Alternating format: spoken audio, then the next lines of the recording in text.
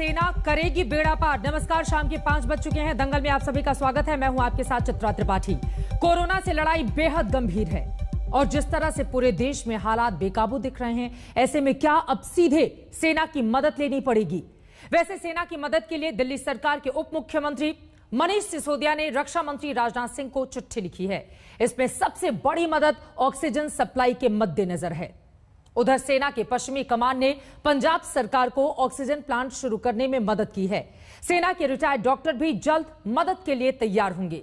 इसीलिए आज दंगल में हमारा मुद्दा है कोरोना का हाहाकार, सेना करेगी बेड़ा पार। आज की बहस शुरू करें उसके पहले ये रिपोर्ट देखिए। कोरोना से बने हालात ऐसे हैं कि अब दिल्ली ने सेना को SOS संदेश भेज दिया है। उप मुख्यमंत्री मनीष सिसोदिया ने रक्षा मंत्री राजनाथ सिंह को भेजी चिट्ठी में कहा है कि ऑक्सीजन सप्लाई के लिए सेना जितनी संभव हो सके उतने ऑक्सीजन टैंकर मुहैया कराए। साथ ही DRDO ने जैसा हॉस्पिटल तैयार किया है वैसे हॉस्पिटल और तैयार किए जाएं। हमने सबसे मदद मांगी है। हम तो क्योंकि हमें अभी ऑक्सीजन को लेकर काफ़ी समस्या हो रही है, तो हमने ऑक्सीजन सप्लाई करने के लिए सेना के पास अगर ट्रक हैं, हमने उनसे भी कहा है। DRDO के पहले से ही 500 बेड्स का सेंटर यहाँ पे चल रहा है। ऐसे सेंटर्स अगर और चल सकें तो और अच्छा होगा। लेकिन ऑक्सीजन लाने ले जाने के लिए इस समय हमें बहुत मदद की ज़रूरत है। और अगर जहाँ से भी, जिस सोर्स से भी मदद हो सकती है, प्राइवेट सेक्टर से, सोशल सेक्टर से, central government, different wings of central government, सबसे मांग है। दिल्ली को सेना की मदद का मसला दिल्ली हाईकोर्ट की सुनवाई में भी उठा है। हाईकोर्ट ने केंद्र से पूछा कि दिल्ली ने सेना की जो मदद मांगी उस पर क्या किया जा रहा है। केंद्र के वकील ने पहले तो कहा कि सुप्रीम कोर्ट को इस मसले को देखने दें। इस पर हाईकोर्ट ने कहा कि सुप्रीम कोर्ट अस्पताल के बेड्स और सेना की मदद मांगने पर सुनवाई नहीं की है। इसके बाद केंद्र सरकार के वकील ASG चेतन शर्मा ने केंद्र से निर्देश लेकर कोर्ट को जानकारी देने की बात कही है। इस बीच कोरोना के हालात से निपटने के लिए सेना पहले से ही एक्शन के मोड में है। दिल्ली में 600 सेना के रिटायर्ड डॉक्टर और 4 ऑक्सीजन प्लांट्स अगले हफ्ते तक मदद के लिए तैयार होंगे। सिर्फ दिल्ली ही नहीं, पूरे देश में सेना की सेवाएं लेने के लिए AFMC के 200 अधिकारियों को 31 दिसंबर तक सर्विस एक्सटेंशन दिया गया है। What we've done is we've across the country, them all are serving people. We've also taken on the ex-servicemen, the veterans, and we've started a teleconsultation portal called Sehat. So we are using that portal to reach out for home care. So people can consult small ailments because it's got an audio visual as well as it's in keeping with the telemedicine guidelines which our country has released in right time. So we are using all that to generate prescriptions and then the patients can collect. Today pharmacies are even delivering.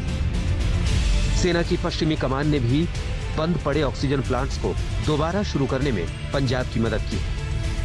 State government हमें list मुहैया कराएगी, बताएगी जो industrial houses हैं जिनमें से gas, industrial gas को oxygen में कन्वर्ट किया जा सके। पहला टास्क हमारा भारतीय भाखड़ा अभ्यास मैनेजमेंट का एक प्लांट है नंगल के अंदर, वहां पे ये जॉइंट टास्क फोर्स गई है और पिछले 1-2 रोज से उस प्लांट को ऑपरेशनलाइज करने के लिए काम कर रही है। हम उम्मीद करते हैं कि ये प्लांट जो है कुछ दिन में ऑपरेशनलाइज हो जाएगा और यहां से हम ऑक्सीजन काफी हद तक ले सकेंगे मेडिकल पर्पसेस के लिए। बीते कुछ दिनों से देश में रोजाना 3 लाख से अधिक कोरोना के केस आ रहे हैं। ऐसे में अब युद्ध स्तर पर तैयारी से ही पार पाया जा सकता है। दिल्ली से कमलजीत संधू और पंकज जैन के साथ आज तक ब्यूरो। देश में सीमाओं की चौकसी हो या फिर कोई भी प्राकृतिक आपदा, लेकिन जब युद्ध जैसे हालात बने, सेना ने तब फ्रंट फुट पर आकर लोगों को बचाने में मदद की है। ऐसे में क्या वक्त की मांग यही है कि सेना आए और मदद करे ताकि कोरोना के इस काल से हम निकल पाए। इसी मुद्दे पर दंगल में हम बहस करेंगे। कई खास मेहमान इस वक्त हमारे साथ जुड़ चुके हैं, उनका तारुफ आपसे करवा देती हूं। जनरल रिटायर्ड VP मलिक, पूर्व सेना प्रमुख, इस वक्त हमारे साथ लाइव हैं, जिन्होंने कोरोना के मौजूदा हालात की तुलना युद्ध की परिस्थिति से की थी और यकीनन आज दिल्ली सरकार की ओर से जो मांग की गई है उस पर आपकी क्या राय है, ये काफी ज्यादा महत्वपूर्ण हो जाती है। सर से हम लाइव बातचीत करेंगे। गौरव भाटिया, राष्ट्रीय प्रवक्ता भारतीय जनता पार्टी के, इस वक्त हमारे साथ मौजूद हैं। रागिनी नायक, प्रवक्ता कांग्रेस पार्टी के, इस वक्त हमारे साथ जुड़ चुके हैं। आम आदमी पार्टी की ओर से राघव चड्ढा हमारे साथ इस वक्त मौजूद हैं और साथ ही हमारे साथ डॉक्टर रवि मलिक जो कि CMD हैं रेडिक्स अस्पताल के, वो भी हमारे साथ जुड़ चुके हैं। लेकिन सबसे पहले जनरल वीपी मलिक, आपसे ही शुरुआत करते हुए, दिल्ली सरकार की ओर से मांग की गई है कि सेना इस अभूतपूर्व संकट की घड़ी में आए और दिल्ली को संभाले, हमारी मदद करे। उनके इस मांग को आप किस तरह से देख रहे हैं? देखिए, पहली बात तो यह है कि सेना जब से ये पेंडेमिक शुरू हुआ है और ये ऑक्सीजन की कमी या बाकी और चीज़ों के ट्रांसपोर्टेशन के काम हैं, वो शुरू से ही काम कर रही है। इस वक्त हमारी जो एयरफोर्स हैं वो शटल सर्विस कर रही है, देश के अंदर भी और देश के बाहर भी। और वो चाहे वो ऑक्सीजन कंटेनर्स हों या ऑक्सीजन कॉन्सेंट्रेटर्स हों या वैक्सीन्स हों या और भी कोई मेडिकल इक्विपमेंट हो, तो वो जगह जगह यहाँ पर जहाँ पर जरूरत पड़ती है वहाँ पर पहुँचा रहे हैं। और जैसा कि आपके कॉरेस्पॉन्डेंट ने बताया कि कुछ हॉस्पिटल भी हम लोग खोल रहे हैं। एक हॉस्पिटल दिल्ली में भी है और एक चंडीगढ़ में खुल रहा है और कुछ और भी शायद खुलेंगे जहाँ पर हमारे जवान वहाँ पर छोटा हॉस्पिटल खोल सकते हैं। और इसमें कुछ और भी बातें बताई कि हमारे जो मेडिकल ऑफिसर्स हैं जो रिटायर हुए हैं उनको भी वापस बुलाया जा रहा है, वो भी काम करेंगे। लेकिन ये फैसला जो है दिल्ली सरकार की वजह से नहीं, ये तो सरकार अपनी केंद्र सरकार की ओर से गवर्नमेंट ऑफ इंडिया ने करना है कि वो कहाँ पर क्या मदद दे सकती है। लेकिन जो वो फैसला करेंगे वो सेना से कंसल्टेशन के बाद में करेंगे। मेरे विचार में कई चीजें उनके दिमाग में आएंगी, कोई चीजें सोचनी पड़ेंगी। पहली बात तो ये है कि हमारे अपने रिसोर्सेज कितने हैं और उनको कितनी हमारी अपनी कितनी जरूरतें हैं। देश की सुरक्षा के लिए हम कमी नहीं कर सकते हैं। जो बॉर्डर के ऊपर लगे हुए हैं वो हम कुछ रिसोर्सेज वहां से हटा नहीं सकते हैं। लेकिन जो रिसोर्सेज हमारे पीस एरिया में लगे हुए हैं और जो वहां पर जो अपने फौज के लिए हम लोग कर रहे हैं या अपने वेटरन्स के लिए काम कर रहे हैं, तो उसको छोड़कर जो भी हमारे पास रिसोर्सेज बनते हैं, तो मुझे कोई शक नहीं कि ऑर्डर्स मिलने के ऊपर सेना अपना काम करेगी और उनके जो सिविल एडमिनिस्ट्रेशन है उसको उसकी मदद करेगी। ये महत्वपूर्ण बात आपकी ओर से की गई है। इसी से जुड़ा हुआ जनरल मलिक, मेरा अगला सवाल आपसे है, चूंकि आपने कहा कि जो फ्रंट फुट पर तैनात है, यानी कि बॉर्डर एरिया में जितने भी हमारे सैनिक तैनात हैं उनको वहीं पर रहना होगा, उनको वहां से हटाया नहीं जा सकता। और जिस तरह की परिस्थितियां भी पिछले कुछ सालों से हम देख रहे हैं, चाहे चीन के साथ हो या फिर पाकिस्तान के साथ, वहां से उनको नहीं हटाया जा सकता है। लेकिन पीस एरिया में जिनकी तैनाती है उनकी मदद हम ले सकते हैं। ऐसे में किस तरह से सेना डायरेक्ट आके मदद कर सकती है, मेरा अगला आपसे सवाल है। और वो कौन कौन से मोर्चे हैं, क्योंकि आपने खुद मौजूदा जो कोरोना का काल है उसकी तुलना युद्धकालीन परिस्थितियों से की थी, और हम सब जानते हैं कि सेना के जवानों को किस तरह से जो घायल जवान होते हैं उनको तुरंत ट्रीटमेंट की ट्रेनिंग दी जाती है, बाकायदा सालों सालों तक वो लोग ट्रेंड होते हैं। तो ऐसे में उनकी मदद बहुत बड़ी सहायता होगी। तो किस तरह से सेना इस परिस्थिति में लोगों तक मदद पहुंचा सकती है? इसमें कोई शक नहीं है कि जो हमारी पीस टाइम के ऊपर हमारी फॉर्मेशंस हैं जो इस वक्त पीस एरिया में हैं, वहां से हम मदद दे सकते हैं और दे भी रहे हैं।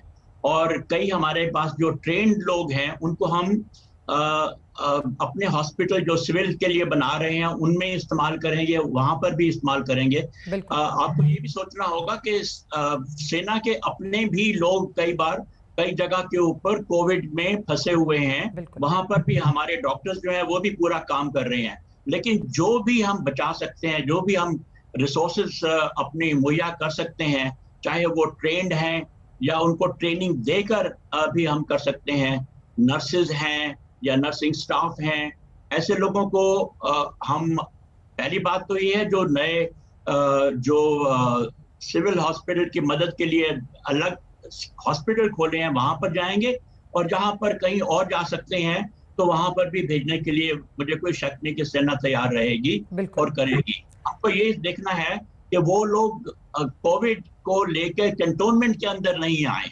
क्योंकि हमको अपने भी सेना को अपने भी बचत करनी है। तो उस चीज का मुझे पूरी उम्मीद है कि सेना वाले इस चीज का ध्यान रखेंगे। ये बहुत महत्वपूर्ण बात आपकी ओर से कही गई है और यकीनन इसका हर हाल में ध्यान रखा जाना चाहिए। लेकिन इसी से जुड़ा हुआ अब मेरा अगला सवाल है, एक तरफ तो बात हो गई हॉस्पिटल की और तमाम जो मेडिकल स्टाफ हैं वो आए और कोरोना के पेशेंट का इलाज करे, लेकिन वहीं दूसरी तरफ देश के अलग अलग हिस्सों में हम सब जानते हैं किस तरह से ऑक्सीजन की सप्लाई की किल्लत हो रही है। राजधानी दिल्ली में सबसे ज्यादा, क्योंकि ऑक्सीजन की कमी के कारण यहां पर कई मरीजों की जान चली गई। तो ये जो सप्लाई चेन है वो भी टूटती हुई नजर आ रही है। क्या सेना इसमें भी मदद कर सकती है और इसमें मदद करने के लिए उसे किन चीजों की जरूरत होगी? क्योंकि हम सब जानते हैं कि जो हमारे सेना के जवान होते हैं उनकी ट्रेनिंग बिल्कुल अलग और अलहदा होती है। बिना रुके बिना थके वो एक जगह से दूसरी जगह सामान की सप्लाई आसानी से कर सकते हैं। तो इसके लिए किस तरह से सेना मददगार हो सकती है?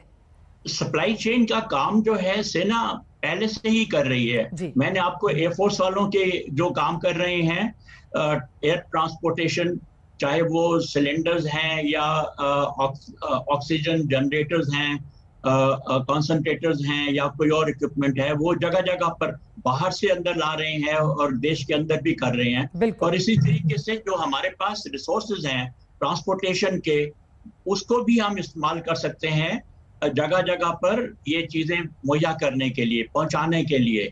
तो उसमें मुझे कोई शक नहीं है कि ऐसी जगह के ऊपर अगर ड्यूटी लगती है सेना के जवानों की तो अपनी पूरी ड्यूटी अपनी करेंगे और ठीक तरीके से जगह जगह जहां पर उनको हुक्म मिलता है वो उसमें भी शामिल हो सकते हैं। केंद्र सरकार के सामने ये प्रस्ताव गया है, रक्षा मंत्री के सामने दिल्ली के उप मुख्यमंत्री की ओर से चिट्ठी लिखी गई है। अब किस तरह की चुनौतियां आप देख रहे हैं जिसके मद्देनजर वो कौन कौन से पॉइंट्स होंगे जिस पर केंद्र सरकार ज्यादा गहन विचार करेगी, उसके बाद ही इस बारे में कोई फैसला ले सकती है? चुनौतियां बड़ी क्या हैं सेना के सामने मौजूदा वक्त में? सबसे पहले जो मैंने बताया, अपने रिसोर्सेज पूरे देखने पड़ेंगे कि हमारे पास कितने रिसोर्सेज हैं और कितने हम स्पेयर कर सकते हैं। मैंने जैसे पहले बताया कि हम अपने जो ड्यूटीज है बॉर्डर के ऊपर, उसमें किसी किस्म की कमी नहीं देख सकते, वो पूरी रहनी चाहिए। उसके अलावा जो रिसोर्सेज बनते हैं तो वो जो सरकार, केंद्र सरकार हुक्म देगी उसके मुताबिक हम इस्तेमाल कर सकते हैं। और यही चुनौती देखने की है कि इससे ये कोविड हमारे अपने कैंटोनमेंट में नहीं फैले और हमारे अपने जो जवान हैं उनको उसमें इफेक्ट नहीं होना चाहिए। ट्रांसपोर्टेशन बहुत आसान है, इसमें कोई दिक्कत नहीं है, पर रिसोर्सेज जो हैं वो तो बाकी केंद्र सरकार और प्राइवेट सेक्टर और पब्लिक सेक्टर इन लोगों को देनी है।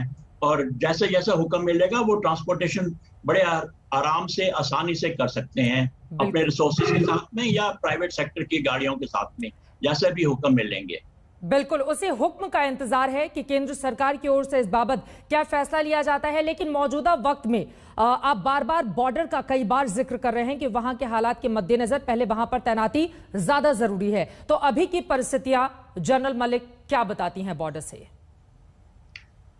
इस वक्त तो शांति है, लेकिन आपको मालूम है कि ऐसी जगह के बॉर्डर के ऊपर कभी भी लड़ाई छिड़ सकती है, चाहे वो पश्चिम अपना बॉर्डर है, वेस्टर्न बॉर्डर है या नॉर्दर्न बॉर्डर है।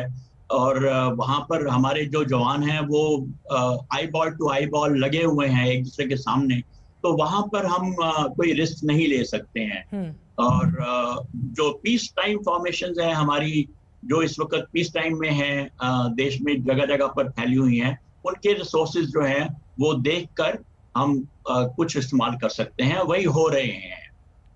चलिए, बहुत शुक्रिया इस महत्वपूर्ण जानकारी के लिए जनरल रिटायर्ड वीपी मलिक, पूर्व सेना प्रमुख, जिन्होंने ये महत्वपूर्ण जानकारी दी है। उन्होंने चुनौतियों के बारे में भी जिक्र किया कि किस तरह की चुनौतियां अभी मौजूदा वक्त में सेना के सामने हैं, लेकिन अगर केंद्र सरकार की ओर से इस बाबत हुक्म जाता है तो यकीनन सेना मदद करने के लिए पूरी तरह से तैयार है। और जब जब विपरीत परिस्थितियां आई हैं, हम सब ने देखा है कि हमारे सैनिक फ्रंट फुट पर आकर किस तरह से हिंदुस्तान के एक एक व्यक्ति की मदद करते हुए, चाहे वो किसी भी तरह की परिस्थितियां हो, जब जब उन्हें ऑर्डर मिला है उन्होंने मदद की है पूरे सामर्थ्य के साथ। और इसी सवाल के साथ अब गौरव भाटिया जी, मैं सीधे आपका रुख करते हुए, चूंकि दिल्ली सरकार की ओर से रक्षा मंत्री को चिट्ठी लिखी गई है, केंद्र सरकार क्या सोच रही है? चित्रा जी, देखिए, हम सब जानते हैं कि कोविड की इस महामारी से लड़ने की तैयारी युद्ध स्तर पर चल रही है। प्रधानमंत्री जी भी बैठक कर रहे हैं, रोज निर्णय लिए जा रहे हैं, चाहे वो हों, चाहे वो आर्मी की मदद लेना हो, चाहे वो इंडियन रेलवे की मदद लेना हो। और आर्मी ने और हमारी जो फोर्सेस हैं उन्होंने बहुत एक सकारात्मक भूमिका निभाई है, जिसके उदाहरण ये है कि एएफएमसी के जो अधिकारी हैं उनके लिए एक्सटेंशन, दिल्ली और लखनऊ में डीआरडीओ की मदद से बहुत ही कम समय में 500 बेड का अस्पताल जिसमें आईसीयू की भी सुविधाएं हैं, गुजरात में 900 बेड का एक अस्पताल बना है। और आगे भी सबसे बड़ी बात है कि इस वक्त देश को एकजुट हो जाना है, तो रक्षा मंत्री राजनाथ सिंह जी ने कहा था कि आर्मी सामने आए और डीआरडीओ सभी मुख्यमंत्रियों से बात करके सुनिश्चित करे कि जहां पे बेड की आवश्यकता है वहां बेड दिए जाए, ऑक्सीजन की आवश्यकता है तो ऑक्सीजन एक्सप्रेस ट्रेन, जिसके आंकड़े मैं आगे आपको दूंगा, हर प्रदेश में सुनिश्चित करे पहुंचे। लेकिन कहीं ना कहीं ऐसा लगता है कि रोज कुछ ताकतें ऐसी भी हैं देश में जो केवल नकारात्मक बात करती हैं, जिनके ट्वीट अभी मैं बताऊंगा। 24 लोगों के कर्नाटक में ऑक्सीजन की कमी की वजह से जान चली जाती है। राजधानी दिल्ली में हालात इतने बुरे हैं, हर रोज इस तरह की खबरें सामने आती हैं। अब ऐसे में आप अगर चाहेंगे कि सकारात्मक बात करें और वाहवाही करें तो वो शब्द नहीं आएंगे सर। किससे आप सकारात्मक बातों की उम्मीद कर रहे हैं? जिनके घर के लोग मर रहे हैं, आप उनसे पॉजिटिव बातों की उम्मीद कैसे कर सकते हैं? गौरव भाटिया, मैंने राहुल गांधी की बात करी है। सर अब राहुल गांधी को आप क्यों लेकर आ रहे हैं? आप लोगों की बात कीजिए ना। लोगों ने चुनकर आपको सत्ता में भेजा है या राहुल गांधी ने भेजा है?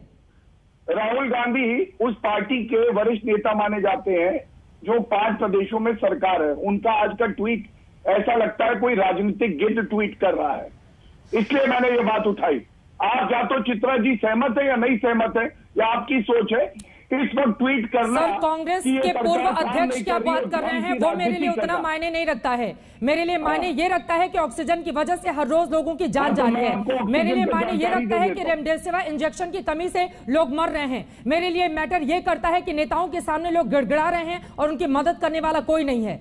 मेरे लिए नेता कोई मायने नहीं रखता, जो आम लोग हैं, और आपको भी उन्हीं की बातें करना चाहिए गौरव भाटिया, मुझे लगता है।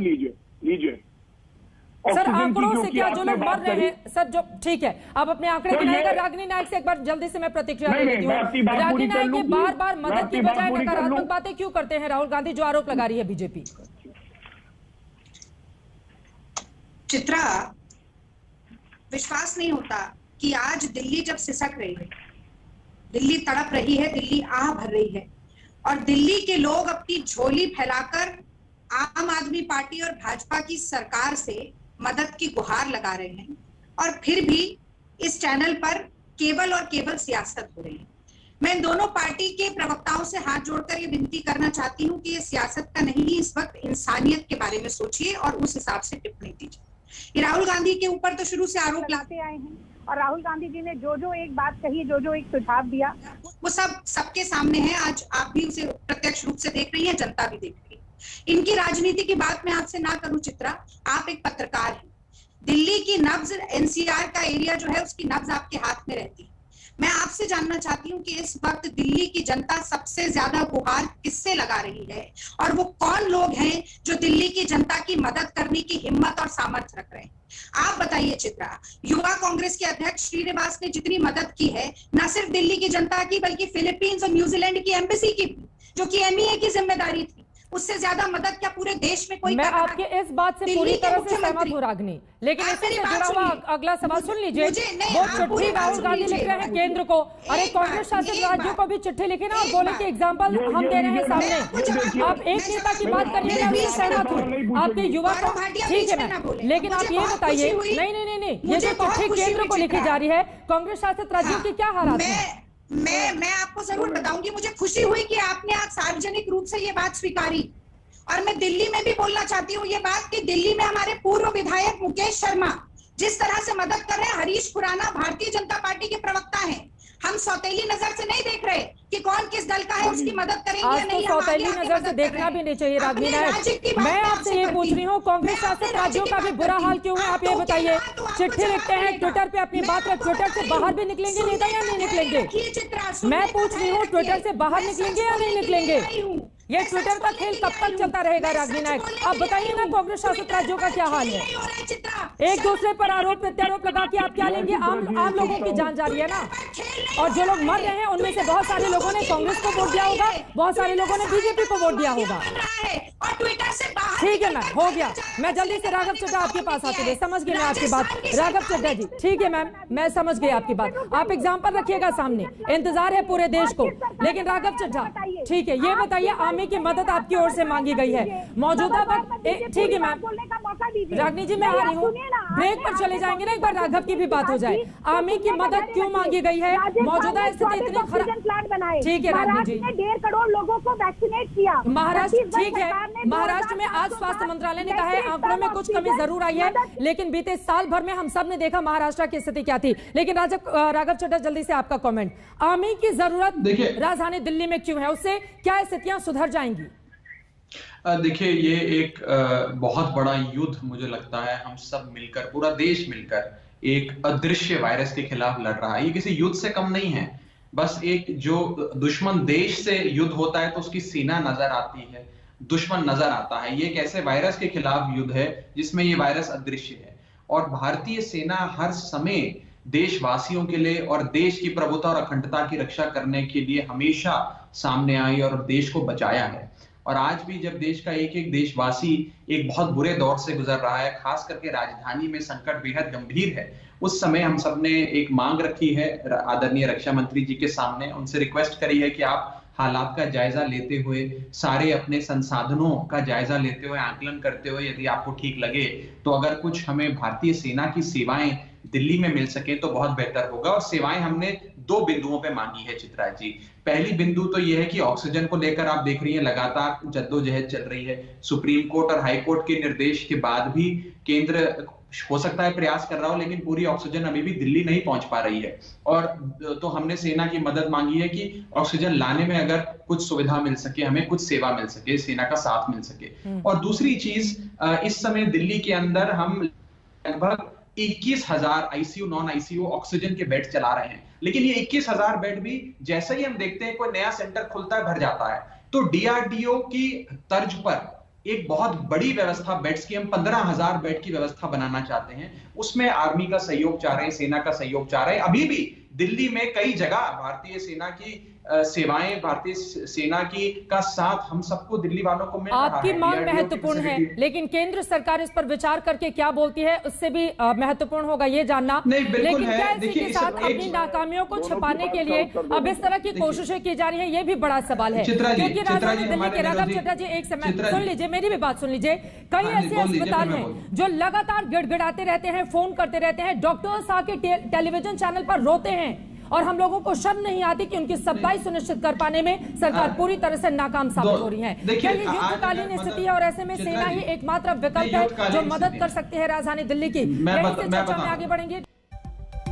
कोरोना का हाहाकार, सेना करेगी क्या बेड़ा पार? इसी बात को लेकर दंगल में लगातार हमारी ये बहस जारी है। कोरोना ने जिंदगियां छीनी, जो जिंदा हैं उनकी सांसों को घोंटकर उनकी जान ले ली, लेकिन वायरस से कहीं ज्यादा खतरनाक सरकारों का सिस्टम, उनका रवैया, उनका खामोश हो जाना है। इसी बात को लेकर क्या अब जरूरत आन पड़ी है कि सेना को बुलाया जाए और उनकी मदद लेकर हालात को सुधारा जाए? सीधे डॉक्टर रवि मलिक, मैं आपके पास आना चाहूंगी, क्योंकि मौजूदा परिस्थितियां इस बात की ओर इशारा कर रही हैं कि सरकार और सिस्टम के हाथों से परिस्थितियां बाहर जा चुकी हैं। ऐसे में सेना की मदद लेना कितना महत्वपूर्ण है? और उसके भी पहले सर, मैं आपसे यह जानना चाहूंगी, ऑक्सीजन की किल्लत लगातार बरकरार है, आप लोगों की जितनी डिमांड है क्या उतनी सप्लाई शुरू हो चुकी है, या स्थिति जस की तस जैसा कि 1 हफ्ते या 15 दिन पहले हम देख रहे थे, आज भी हालात वैसे ही हैं?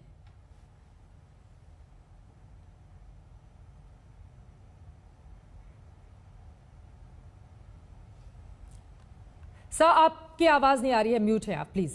दिल्ली की जो टोटल रिक्वायरमेंट है मेडिकल ऑक्सीजन की, वो 976 टन की है। और इमेजिन कीजिए चित्रा जी कि इसको जो दिल्ली को 400 450 टन की जो है वो ऑक्सीजन मिल रही है। अब ये ऑक्सीजन है जो कि बहुत इंपॉर्टेंट चीज है, और आने वाले समय में ये भी बता दूं एज अ मेडिकल डॉक्टर कि इसकी रिक्वायरमेंट बढ़ेगी। तो अगर 976 टन की जरूरत है तो 976 टन ही मिलना चाहिए ऑक्सीजन। ऑक्सीजन की कमी नहीं होनी चाहिए। कमी से ना केवल मौत होगी, लेकिन लोगों के ऑर्गन्स में भी इरिवर्सिबल डैमेज होगी, चाहे वो किडनी में, ब्रेन में, लिवर में या हार्ट में होगी। तो ऑक्सीजन मिलनी बहुत जरूरी है। मेन स्टे ऑफ थेरेपी जो है कोविड के अंदर वो ऑक्सीजन का है, और ऑक्सीजन की अगर कमी चलती रहेगी, आप इमेजिन कीजिए अगर हॉस्पिटल्स में कमी है तो घरों में लोग कहां से ऑक्सीजन लाएंगे जिनको एडमिट नहीं कर पा रहे। तो इसमें कोई दो राय नहीं है कि ऑक्सीजन की कमी है, लगातार चल रही है। चित्रा जी, हम लोगों ने पहले भी प्रोग्राम किया, लेकिन वो कमी चलती जा रही है। अब मुद्दा यह आता है कि इसमें अगर ऑक्सीजन की कमी से लोग मरने लग गए तो ये बहुत सीरियस बात है। इसमें सेना भी आए, वायु सेना भी आए, और जितनी मदद हो सके। डेफिनेटली इमरजेंसी की सिचुएशन है। अगर एक टर्शरी केयर हॉस्पिटल में ऑक्सीजन की, मैं एक चीज बता दूं, टर्शरी केयर हॉस्पिटल में वही एडमिट हो रहा है आजकल जो अच्छे से, जिसको की सौभाग्यशाली है, जिसको वहां बिस्तर मिल रहा है। अगर वहां पे भी वो सेफ नहीं है, उसे ऑक्सीजन नहीं मिल रही है, तो इसमें कोई विकल्प में कोई बुराई नहीं है कि सेना को बुलाएं या वायु सेना को बुलाएं और ऑक्सीजन की सप्लाई इमीडिएट शुरू करें। ना केवल ऑक्सीजन की सप्लाई, एक चीज और बता दूं, आने वाले समय में मेडिकल मैन पावर की भी कमी होने वाली है, दवाइयों की भी कमी होने वाली है। जिस तरह से केसेस बढ़ रहे हैं और ऑक्सीजन की भी कमी बढ़ने वाली है। आज से 5 दिन पहले हम बात कर रहे थे कि 700 टन की रिक्वायरमेंट है और आज 976 टन की रिक्वायरमेंट है। हफ्ते के अंदर अगर ये 250 टन बढ़ रही है, इस तरह से आगे भी अगर बढ़ती जाएगी तो इसमें समस्या आ जाएगी। तो ये विकल्प बिल्कुल ठीक है, और इसमें हमें ऐसा भी नहीं लेना चाहिए कि सरकारें फेल हो गई हैं या क्या है। ये त्रासदी आई है, हर व्यक्ति अपनी तरफ से कोशिश कर रहा है। और मेरी एक रिक्वेस्ट है, अब स्टेट गवर्नमेंट हो या सेंटर हो, ये आराम से बैठे, इस सब्जेक्ट को संजीदगी से देखें। अगर स्टेट को, सेंटर ने ऑक्सीजन देनी है तो दे दे। जमीन के ऊपर हालात बड़े खराब है, ये मैं बता दूं। ऑक्सीजन की कमी की वजह से कोविड के पेशेंट को अगर मौत होती है तो हम दोबारा से आदिवासी युग में चले जाते हैं जहां पे ऑक्सीजन नहीं हुआ करती थी। तो मैं ये सोचता हूं कि ये बहुत संजीदा सब्जेक्ट है। और ऑक्सीजन की कमी आप चित्रा जी इस तरह से लीजिए, अगर मेरा आपका कोई गला घोट दे और 2 मिनट में कितना तड़फ तड़फ के मौत होगी। तो मैं सोचता हूं कि ये, और हम प्रोफेशनल्स भी रोज इसी चीज से युद्ध कर रहे हैं, इसी चीज से जो है अपने कॉन्शियस को बना रहे हैं, और इसके 2-3 परिणाम हो रहे हैं। हॉस्पिटल्स ने नई एडमिशंस लेनी भी बंद कर दी हैं क्योंकि पुरानों को ऑक्सीजन नहीं दे पा रहे। तो इस तरह से त्राही त्राही फैलेगी। इमरजेंसी की सिचुएशन है, इसमें कोई डाउट नहीं है। और इमरजेंसी के लिए कुछ भी हो सके, चाहे सेना आए, चाहे वायु सेना आए, या चाहे उठा के ये इंटरनेशनली ऑक्सीजन को लाएं, ऑक्सीजन की कमी होनी नहीं चाहिए। ये त्रासदी अब रुकनी चाहिए, और ये टाइम इज द एसेंस, और ये मिनटों के हिसाब से रुकनी चाहिए। ऐसे नहीं कि पहले से इंप्रूव हो गई, अगले हफ्ते बेटर हो जाएगी, अगले हफ्ते तक तो पता नहीं कितनी मौतें हो जाएंगी, पता नहीं कितनों के ऑर्गन्स डैमेज हो जाएंगे। इसको इमीडिएट लेना चाहिए। और मैं as a medical professional strongly advocate करता हूं कि इसके अंदर सेना भी उतरे, वायु सेना भी उतरे, और भी जितने विकल्पों वो सब लिए जाएं, लेकिन ऑक्सीजन की कमी बिल्कुल नहीं होनी चाहिए। जब युद्ध जैसे हालात हों तो देश को अपनी पूरी ताकत उससे निपटने में लगा दी जानी चाहिए। राघव में आऊंगी, रागनी भी हाथ उठा रही थी, लेकिन गौरव भाटिया, जिम्मेदारी और जवाबदेही तो सबसे ज्यादा आपकी ही है ना, क्योंकि ऑक्सीजन की सप्लाई पूरे देश में सुनिश्चित हो पाए, जिसकी जितनी रिक्वायरमेंट है वो उसको फुलफिल किया जाए, ये तो आपके हाथ में है। उन्होंने 2 मिनट का एग्जाम्पल देकर बताया कि अगर गला घोंट दिया जाए तो किस तरह से जान जा सकती है। यहां पर अगर अगले हफ्ते का हम भरोसा देंगे कि अगले हफ्ते तक सप्लाई सुनिश्चित हो जाएगी, तो आप सोच रहे हैं हालात हाथ से अभी भी बाहर हैं, और तब तो स्थिति बहुत ज्यादा भयावह हो जाएगी। ये कब तक सुनिश्चित कर लिया जाएगा कि ऑक्सीजन की जहां जहां जो कमी है उसको पूरा किया जाएगा? गौरव।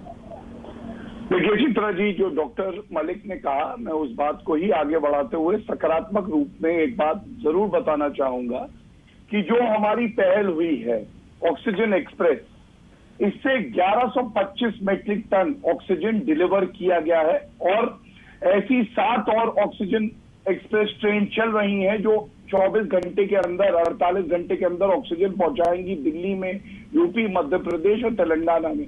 ये 422 मेट्रिक टन है। लेकिन दुख पता है कब होता है?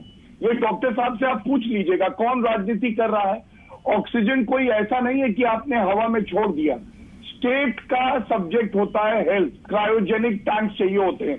ये मेरे हाथ में दिल्ली सरकार का और ये राजस्थान सरकार का, ये जो फटकारे लगेंगे हाईकोर्ट से, उसके बाद कह रहे क्रायोजेनिक टैंक दीजिए।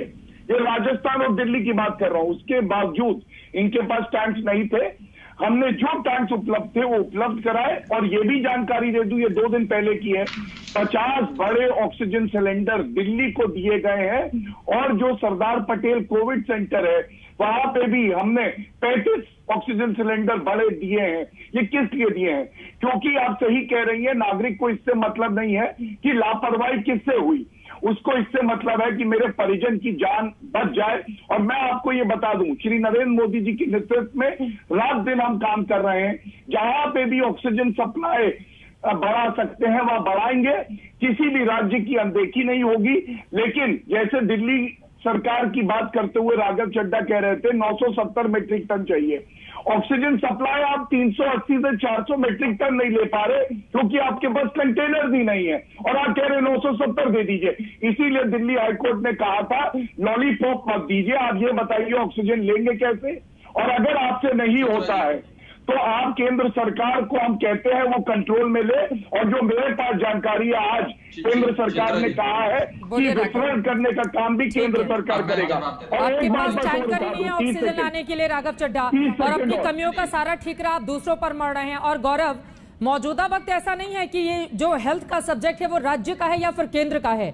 जो लोग मर रहे हैं वो बस ये जानना चाहते हैं कि मेरे व्यक्ति को जिंदा रखने के लिए नहीं सर, जब एक लाइन में इस आसान सी बात को आप जानते हैं तो बार बार ये बताने की क्या जरूरत है कि स्टेट सब्जेक्ट है स्वास्थ्य का मसला।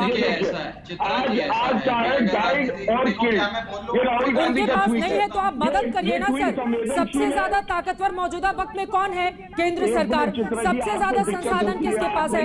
एक सेकंड, नहीं गौरव भाटिया, एक सेकंड, नहीं, संवेदनशीलता है इसीलिए मैं पूछ रही हूँ।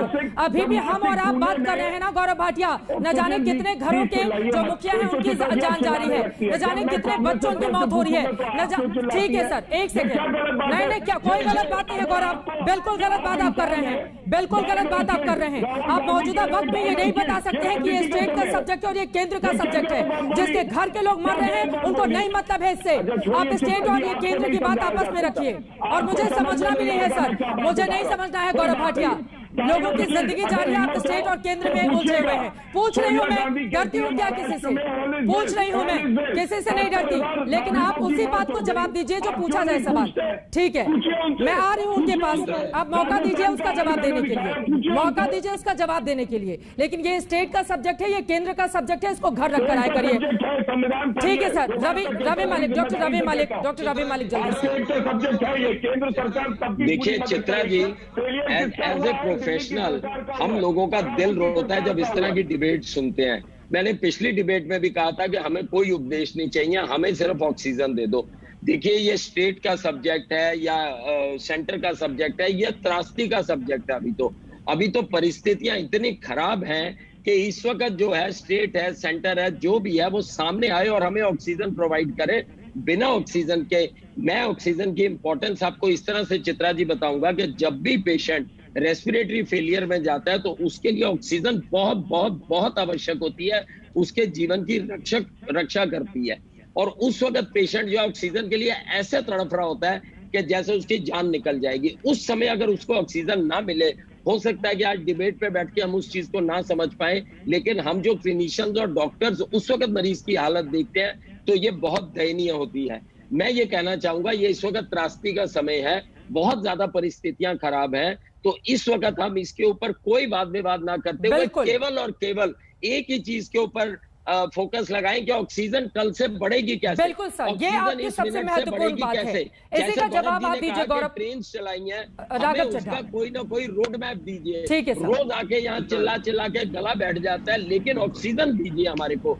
राघव चड्ढा जी, आप भी जब बिल्डिंग में आग लग जाती है तो बगल में कुआं खोदने के लिए आम आदमी पार्टी आ जाती है और चिल्ला कर तमाम अखबारों में हर जगह बताया जाता है कि देखिए भैया हम तो कुआं खोद रहे हैं। मौजूदा परिस्थिति के लिए आपको भी तो तैयार रहना चाहिए था ना। अब आर्मी की मांग की जाएगी या यहाँ पे लोग मर रहे हैं, उनके पास 2 मिनट की ऑक्सीजन सप्लाई ना हो तो उनकी जान चली जाती है और हम बैठकर आपस में उलझे हुए हैं। चित्रा जी, जैसे कि अभी डॉक्टर साहब ने भी कहा कि ये जो आपदा आई है, ये त्रासदी हिंदुस्तान पर आई है, मानवता पे आई है। इसे इस चश्मे से ना देखा जाए कि कौन सी सरकार की कितनी प्रिपेयर्डनेस थी, कितनी तत्परता थी।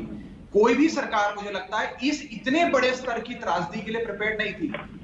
मुझे ये बोलने में कोई गुरेज नहीं है। मेरी सरकार कमियों को खोलकर जाहिर कर रहे हैं और त्रासदी का हवाला देकर अपनी कमियों को ढकने की कोशिश मत कीजिए राघव चड्ढा जी। अस्पताल, पानी और बिजली को लेकर तमाम बातें आपकी नहीं आप बोलिएगा ना, लेकिन उसके पहले बताइए हालात के लिए जिम्मेदार कौन है? त्रासदी है, फिर आप लोगों का क्या काम दिल्ली में सरकार बनाने का? अगर त्रासदी हर चीज के लिए जिम्मेदार है तो चित्रा जी अब जरा थोड़ा हमारा भी सुन लीजिए। नहीं बोलिए, गलत बात बोलेंगे तो सवाल पूछेंगे ना। बोलिए। कोई गलत बात सही है कि गलत है, ये व्यूअर तय करेगा। आप यहाँ पे स्कूल मास्टर या प्रिंसिपल नहीं बैठी है, जनता। सर मुझे शौक भी नहीं है, मैं पत्रकार ही। नंबर 2, अपनी बात पूरी कर लीजिए। नंबर 2, आज मैंने किसी पार्टी का नाम नहीं लिया। हाँ, वही मैं कह रहा हूँ, गौरव भाटिया को तो 4 मिनट बोलने देते हैं, मुझे 1 मिनट दे दीजिए, मैं ज्यादा नहीं मांग रहा हूँ, 1 मिनट मांग रहा हूँ। देखिए, पहली चीज तो ऐसा है, और उसके बाद मैं बोल लूँ जी, कह रहे हैं, अरे चित्रा जी, गौरव 1 मिनट की बात सुन लीजिए। राघव चड्ढा जी बोलिए, हमें ब्रेक पर जाना होगा, अब अपनी बात कर लीजिए जल्दी से। देखिए, मैंने तो इस शो पे राजनीति नहीं करी, राजनीति करना होता तो मैं भी इनको बंगाल की तस्वीर दिखाता, मैं इनको बंगाल, इनको शांत करा दीजिए चित्रा जी, पहले शांत करा। गौरव 1 सेकंड, उनकी बात पूरी हो जाए, जो आरोप आपने लगाए हैं उस पर जवाब तो ले लीजिए। राघव चड्ढा, फिर ब्रेक हो जाएगा, आप दूसरों को चुप कराते रह जाएंगे, अपनी बात आगे। मैं भी राजनीति करते हुए कह सकता था कि जब हिंदुस्तान में 2 लाख लोग संक्रमित हो रहे थे, तब प्रधानमंत्री, गृह मंत्री अपना कार्यभार छोड़कर 2-2 लाख की रैलियां कर रहे थे। बिना मास्क के रैली करते हैं, वीडियो कॉन्फ्रेंसिंग में मास्क पहन के ढोंग करते हैं, लेकिन मैं राजनीति में नहीं पढ़ूंगा। दिल्ली हाई कोर्ट ने साफ तौर पे ये बात कही कि केंद्र सरकार के खिलाफ, शांत हो जाइए, बैठ जाइए शांत पे, ये समाजवादी पार्टी की बहस नहीं चल रही है, ये समाजवादी पार्टी की कार्यकारिणी की मीटिंग नहीं है। जब प्रधानमंत्री जी से साफ पूछना चाहिए, दिल्ली हाई कोर्ट ने कहा कि केंद्र सरकार के खिलाफ अवमानना की कार्रवाई करेंगे, कंटेम्प्ट प्रोसीडिंग होनी चाहिए, इन लोगों के, इन सबको जेल में डाल देना चाहिए। ये लोग दिल्ली को मार रहे हैं, ऑक्सीजन नहीं देते हैं। अभी डॉक्टर साहब ने सही बताया कि 976 मेट्रिक टन दिल्ली को मिलना चाहिए, क्यों नहीं देता ये 976 मेट्रिक टन? प्रधानमंत्री मोदी जी की जो 56 इंची सरकार चल रही है, क्या वो ऑक्सीजन नहीं दे सकती दिल्ली में? क्या ये ऑक्सीजन नहीं दे सकते? दिल्ली वालों को मारना चाहते हैं, क्यों मारना चाहते हैं दिल्ली को? तू मैं इस देश के लिए, दिल्ली के लिए दुर्भाग्यपूर्ण है। ऑक्सीजन चाहिए, दवाइयां चाहिए, अस्पताल चाहिए, राजनीतिक भाषणबाजी इस देश को नहीं चाहिए। नेताओं को इस बात को समझना चाहिए। आज जंगल में हमने सवाल पूछा था, क्या कोरोना से लड़ने के लिए सीधे सेना को उतारा जाना चाहिए? आपके जो जवाब हमें मिले हैं उनमें 78% ने हां कहा है, जबकि 22% ने नहीं कहा है। एक छोटे से ब्रेक के लिए हम रुकेंगे, लेकिन कोरोना के बढ़ते आंकड़े यकीनन इस देश के लिए परेशानी का सबब बने हुए हैं। इसको जल्द से जल्द रोकना होगा, हर हाल में, चाहे किसी की भी मदद ली जाए। आप देखते रहिए आज तक।